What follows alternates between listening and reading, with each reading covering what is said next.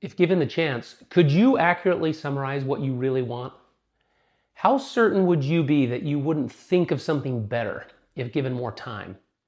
Or that your request wouldn't reflect your pressing immediate needs only? Imagine you had access to an all-powerful genie, like Aladdin in Arabian Nights, who could grant you anything you asked.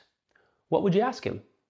Some of you might immediately respond, I want eternal life with my family. A noble wish. But what if you asked, I want eternal life with my family right now, or without any pain, or without any heartache? Would that accurately reflect what you really want?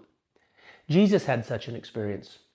Jesus was born with the ability to ask and receive anything he wanted, a type of magic lamp with unlimited wishes.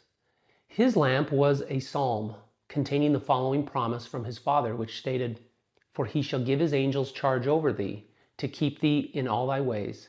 They shall bear thee up in their hands, lest thou dash thy foot against a stone. He shall call upon me, and I will answer him.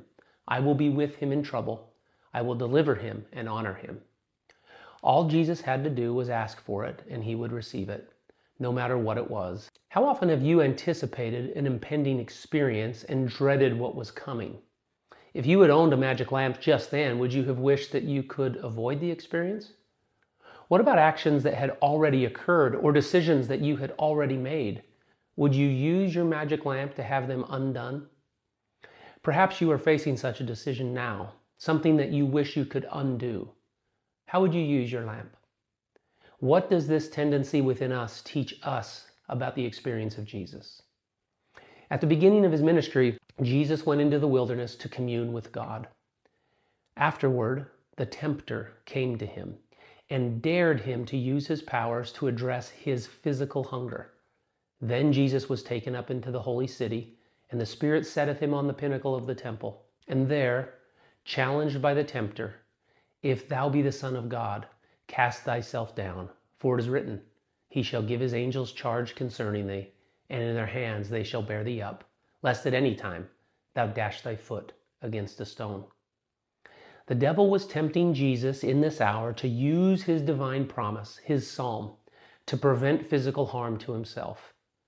Later on in his ministry, while in Caesarea Philippi, Jesus explained to his apostles that he must go into Jerusalem and suffer many things of the elders and chief priests and scribes, and be killed, and be raised again the third day. Peter grabbed Jesus and began to rebuke him, saying, Be it far from thee, Lord, this shall not be unto thee. Jesus then turned to Peter and said, Get thee behind me, Satan. Thou art an offense unto me, for thou savorest not the things that be of God, but those that be of men.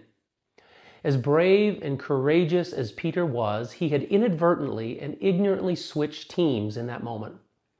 In so doing, he reminded our ever-mindful Lord that he possessed the ability to ask for a way out of the impending agony awaiting him at Jerusalem. Jesus, like you and me, did not like the pressure of doing something contrary to what he had already resolved himself to do. And as the big day approached, Jesus became more and more aware of his psalm, his right to use his promise. Now is my soul troubled, he said, and what shall I say? Father, save me from this hour, but for this cause came I unto this hour. The suspense, stress, and anxiety were working upon him in a very real way, and continued until Gethsemane. There, under the crushing burden of human frailty and wickedness, the temptation for Jesus to tap out of this ordeal and apply his psalm was in crescendo. He prayed, Father, if it be possible, let this cup pass from me. And yet, even then, his resolve and his focus and his will remained riveted upon the Father's plan.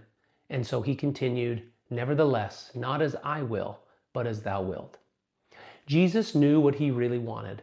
As the psalmist said, Thou, Father, hast given him his heart's desire and hast not withheld the request from his lips.